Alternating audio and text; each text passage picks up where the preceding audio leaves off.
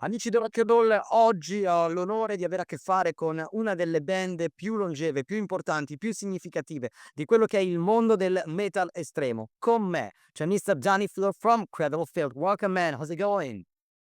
Hello. Yes, very well, thank you. I'm super happy to have you here for several reasons. First of all, because I'm a fan of the band. Secondly, this is album 13, the one coming up in March 21st.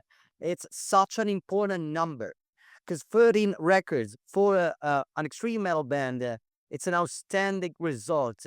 Have you ever thought you could go this far with Cradle Feet ever since you began in 1991?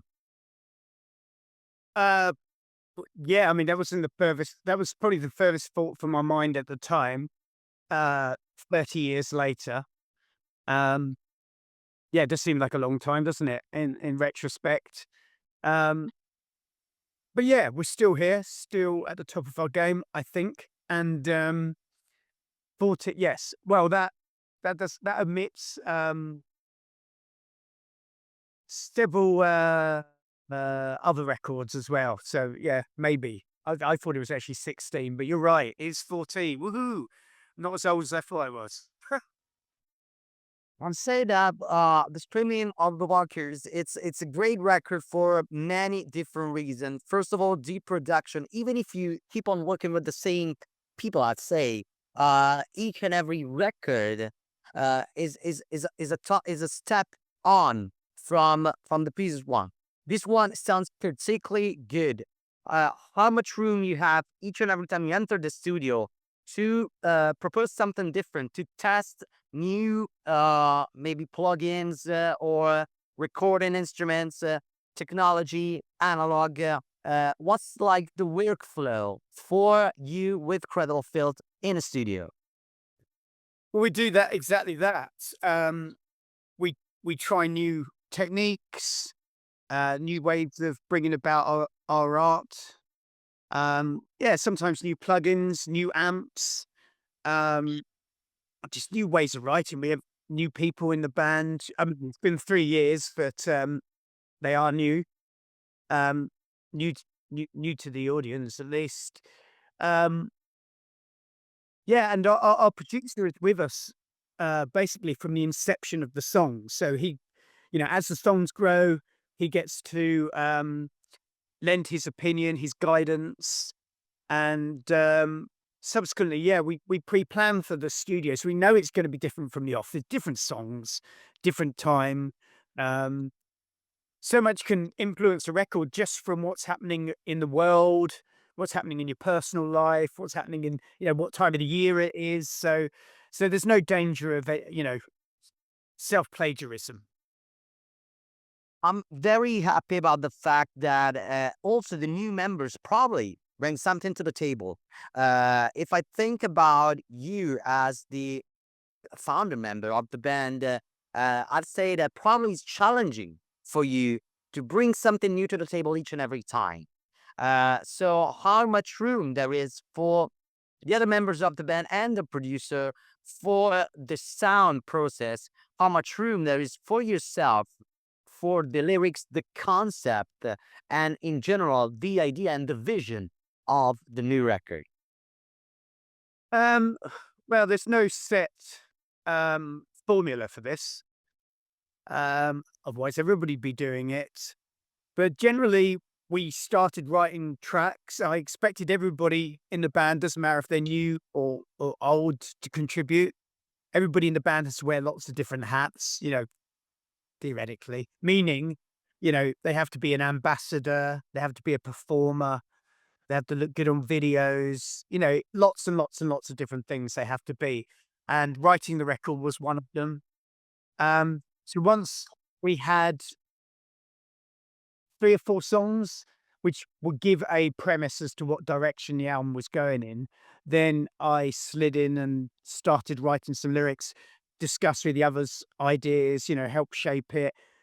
It's a very fluid movement, writing with us, um, because we bat ideas backward and forward. We meet on tour. We do bits in sound check, backstage, hotel rooms, over the internet, in the studio, during the mixing, It's a it's a fun but complicated process. It's a process, even the promotion of the record, and you know so much about that. I mean, you've been doing for a lifetime. But one of the best thing about the band that I discovered through the last maybe 10 years, you're so on point on every level. You're here with me doing this, online interview, but at the same time, you got video clips, official video clips for the band. That is kind of old school process for promotion. And on one hand, on the other hand, there is press, and the band itself produce something different for like different magazines. There's an EP for one magazine, or a specific interview for another one. So you're so on point on every level. How much stressful is that for you?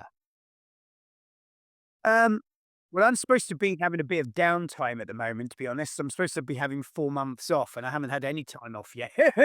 But well, that being said, I did go to Florence 2 weeks ago with my girlfriend for 4 days, and I did go to Arizona at the beginning of the year for Zoe and Ashok's wedding. Zoe's our keyboardist, Ashok's our guitarist.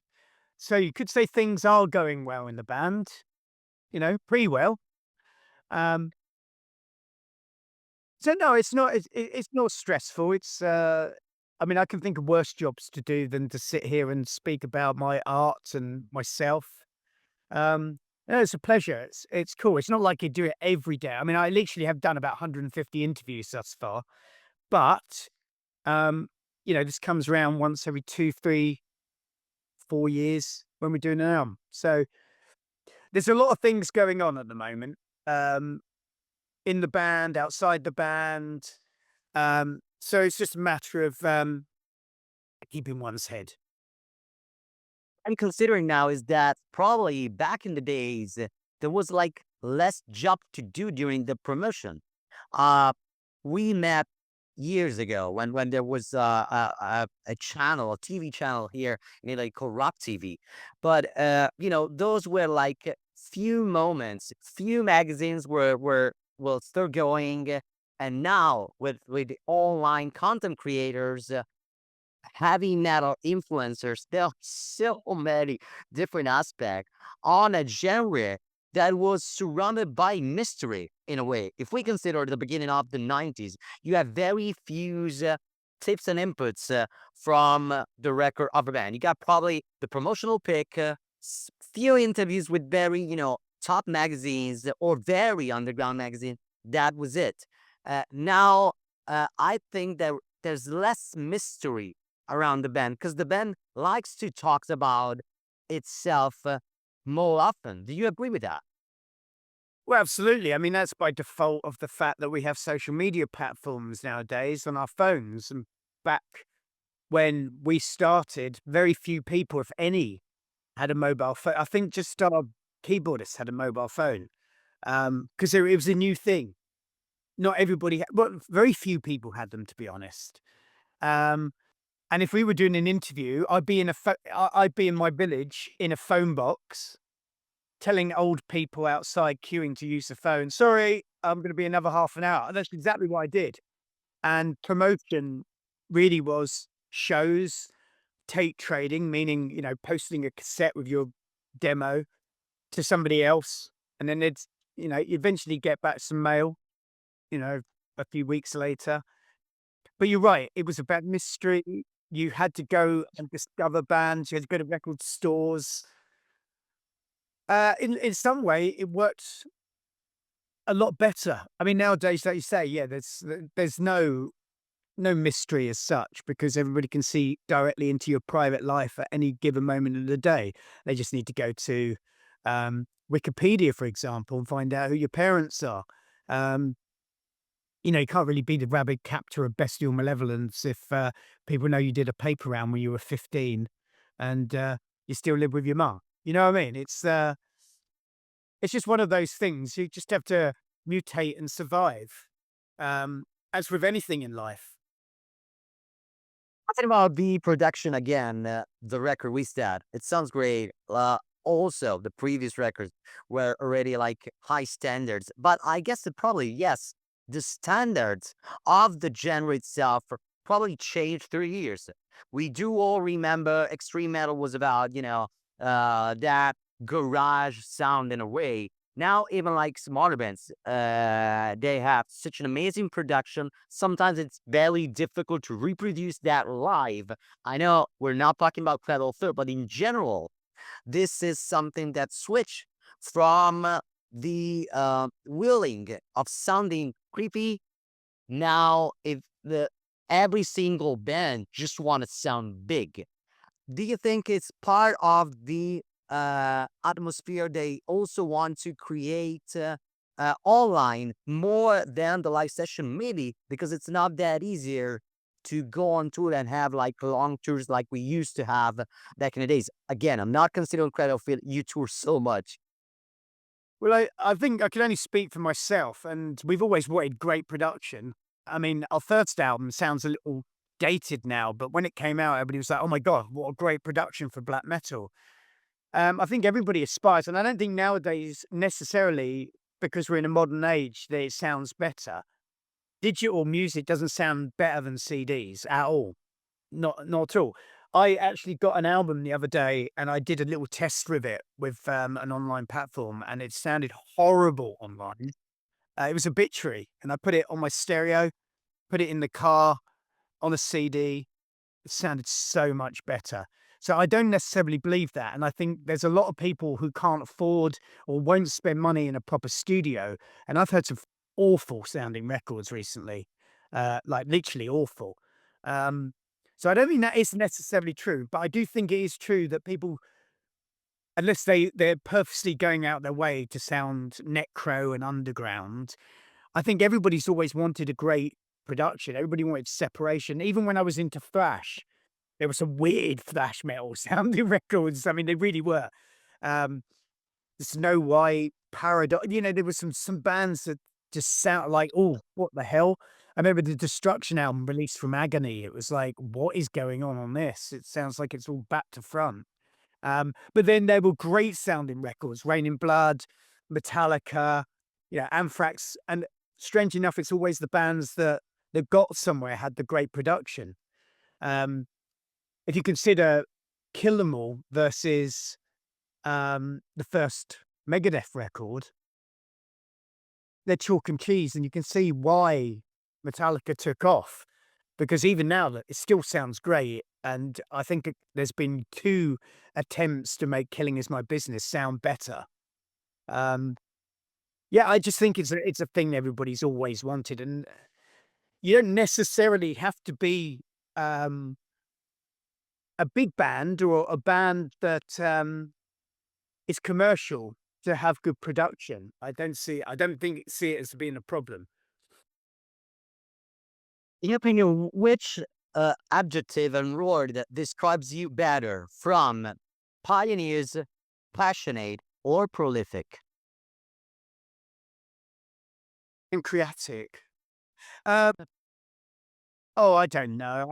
I would hate to to actually say pioneers because I'm in the band and it sounds a bit big-headed. Passionate. Go for passionate. That's great. This passion, it's still in the record, and in this record, all the quotes from Cradle Field production are out there. But now we're doing this interview. I would like to ask you if you had some kind of thoughts, or influences, or ideas that probably are not audible from ourselves as fan or journalist, but it's something that probably you discover in the making of the record and you say, let's try this. That probably comes from other genre, other recordings, or other experience you had in the process of making this record. Oh, I don't know. Um, I don't know how to answer that, to be honest. You can also like a movie or a book, and you find a sentence and you put it just inside the lyrics. No, I don't remember anything like that, really. I mean, the influence on this record just came from millions of things, really, bits and pieces, the outside world, what was going on in politics. Not that we're a political band at all, but you can't help but be influenced by the fact that the world is at war. Um, and henceforth, that's where the Screaming of the Valkyries came from, was the fact that it represents a cataclysmic event, like the defeat of Asgard in Ragnarok. That's the end of everything. It's a metaphorical um, terminology for the end of the world. Um, but yeah, influence came from having new people in the band, where we were recording, the weather, what we were listening to, what was at the cinema. You know, I can't actually put any. I can't remember anything that I'd go, oh yes, I was listening to audible books and yeah, reading, but I don't. I can't think of any moment where one of those permeated the record to an extent. And considering the fact that you tour a lot and you have a lot of experience on that, how much did you work on the pre-production of the show itself, and how much did it change the shows from maybe the last tour you had? I mean, touring before the pandemic was a thing. Being able to tour once again with the new record you came out with and this brand new one, it's probably making people more enthusiastic in the last 5 years from coming to shows. So, what you want to give those people, how much you work on the pre-production, and how much important for yourself not to repeat the same show once again, tour after tour. Yeah, I mean that's obviously important, as it is not to repeat the same album or the same look. Yeah, we obviously we work very hard toward it. It's getting more and more expensive, firstly, to tour. Um, we have aspirations to bring a bigger show, which we're working on at the moment, but bringing bigger show also means a bigger production, which means more crew, uh, uh, an articulated lorry to bring everything, which is obviously it's expensive anyway. We just did a tour of Europe and had a massive bus, 22 berth bus. So the fuel on that was expensive. So imagine that and a lorry. But it's something that we're working on. We do get together before tours. We have a designer, um, the crew pitch in. We have a stage designer as well, who, as well as a builder, who makes the props. Um, and yeah, in respect of us touring in different places, that's tricky as well because we're about to go to America shortly after the album's released, mid-April, co-headlining the Chaos and Carnage touring festival in the US before we come back to Europe for the summer festival run. And we've obviously got to get a different stage show out there because otherwise we have to ship everything. It becomes very expensive. And America's a lot bigger. So the fuel may be cheaper, but you've got everywhere's 3 times further to travel to. So it's always a mission, but we always attempt to try and bring the stage show to life. We always attempt to bring and give the fans a bit more than just people on stage in jeans and t-shirt, as you well know. There's something that is got to be on the line. Bands like yours are companies in a way because there are so many people involved and stuff like that. How much is difficult for you, if it's difficult, to delegate on some elements, on some parts of the credible field, let me say, company. Like you said, you got designers, you got, a lot of people involved, and how much you want to be on every single aspect of the band. Well, I try and be on every aspect of the band. Everything goes through me at the end. And yeah, we have some great people. We've got a great crew, got great management. Everybody on the periphery from, like our band lawyer to our accountant to the merch people we work with. It's been a long road to get to the point where we are, where everybody is like part of a family. And there are probably about 50 to 60 people involved in the company at some point or another. And can be tricky, especially at this stage of the game where you've got a new album coming out, some new merchandise, new videos, tours, presentation. There's a lot of things you have to keep a lid on and keep track on and supervise. And we got to the point now where we have a lot of very trustworthy people that you can just say, here, go away, do that, and then come back, and then, we'll review it. And you just think, yeah, cool. I trust these people. I trust the art director. I trust the video director. I trust the designer for the album. Um, the graphics designer is awesome as well. He works on merchandise as well. And yeah, it's a lengthy, it's a byproduct of uh, being in music for 30 years. You get to a point where, you've got rid of all the idiots, got rid of all the people who are just weird. Don't like weird people. When I mean weird, people that are just self-destructive.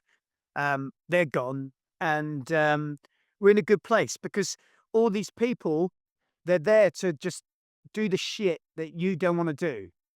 And that sounds horrible.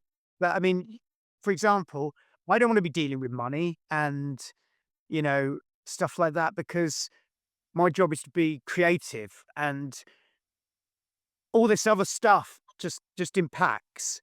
Um, and it is a business, but at the same time, you're a musician, you're an artist, and you just want to get on and do that. And this is what somebody said about AI. They said, I don't get AI.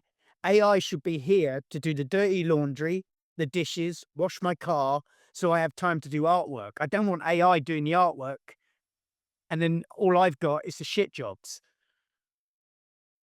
Right. You said I work, and you said you trust people. You also trust your fans, because I was just checking the Instagram profile of Dani Filth, and you give a lot of room to fan art, for example. So you also care about that side, like being supportive to fans that supports you in a way. On one hand, it's easier now, the social media. On the other hand, you get so many, messages and, comments and stuff like that. Uh, you need a filter for that, but at the same time, being responsive to them, it's important for the fan base itself. How do you deal with that? As and when. Yeah, we have people, we have our own internet girl who monitors things. I monitor things. All the band are very much interested in the fandom. So we always post stuff that's cool. We have a really good relationship with our fans. We try and give them a lot of our time. Um, yeah, I mean, it is difficult to keep ahead of social media. I mean, it's going off in a million directions all at once. So I guess it's a case of just um, usurping a bit of self-control. Obviously, you don't want to spend all day, every day on the internet, because, it's not really real. It's just it's a template. It's a vehicle. Um, so obviously, you want to balance that with everyday life. And yeah, we try with the fans. We try and give them as much respect as possible. Obviously, at the end of the day, they are our bread and butter. They are the people who keep us alive, keep us afloat, keep us making our art, and they need to be treated with respect, because I'm still a fan of music. I'm still a fan of God knows how many bands. I still get butterflies in my stomach when I'm at a festival and I bump into someone I like. So I always think of that and try and put myself in their shoes. The last question. We realize obviously that extreme metal now is more accessible because you said we have like social media, Wikipedia and stuff. But do you think that extreme listenings for extreme listeners is more accept, accepted in the society itself? Because I do remember when I used to wear like black t-shirts at school in a Catholic school, a Dani Filth t-shirt. That wasn't easy. That wasn't easy at all. I think that maybe because it's more global, the new generation are more accepted in between all the differences they have as different part of the same group of people. Do you think that? Do you agree with that? I do actually. Yeah, I do think things have become more acceptable, and obviously they become more acceptable because people see them more often. Um, it's like horror movies. Back in the late 70s, early 80s, they had a thing here called Black Friday where the police descended on loads and loads of video stores and private collectors. People were put in prison for owning, I think it was a list of about 7 movies. And if you go through those movies, which were considered, X banned movies, you see a lot of that shit in the opening credits nowadays of something like The Walking Dead. It's just so much more acceptable. Horror in general is recognized as escapism. Um, it's like Catholicism as well. If you start denying yourself rudimentary pleasures that are just given to you by God, um, then we're gonna, you know, if you cloister yourself, you're gonna end up being haunted by demons. Metaphorically, of course. It's repression, suppression. And the Christian church are very good at doing that. Nowadays, I think people are more aware of other people's beliefs. It's easier to look into other people's lives, even if they're on the other side of the world. Um, and hopefully, somewhere there's a bit more respect for everybody. That's great. I agree with that. Thank you so much for your time. There is one show when you're gonna bring the brand new songs and obviously the catalog, Cradle Filter, July 20, Lupo nel Rock. You're gonna headline that, and so far the only one show in Italy, but I hope there's gonna be others, probably, hopefully, also in spring, autumn or winter time. We'll see. We'll wait for you. The fan base will support you. Thank you so much again for your time. Thank you for this brand new record. Thank you ever so much. Yeah, take care. Take care. It's been a pleasure. Bye. Ciao.